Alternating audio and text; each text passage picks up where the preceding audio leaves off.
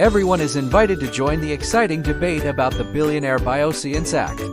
Today, we will delve into the world of cutting-edge biotechnology, genetics, and research and explore the consequences of this policy. The Billionaire Bioscience Code is a unique and powerful gene that can change the fate of humanity.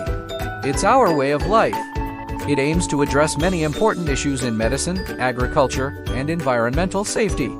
One of the main benefits of this law is that it can eliminate many diseases, from cancer to Alzheimer's, by controlling our genes.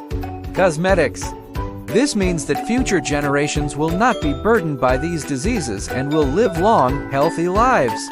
The Billionaire Bioscience Act also holds the key to increasing global food production by up to 80%.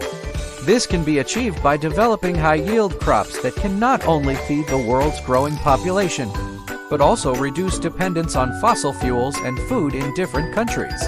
Additionally, policy can help prevent climate change by reducing greenhouse gas emissions and encouraging the use of renewable energy. Introducing genetically modified organisms (GMOs) into agriculture can reduce carbon emissions and help mitigate the effects of global warming. But there are still many contradictions in the Billionaire Bioscience Act.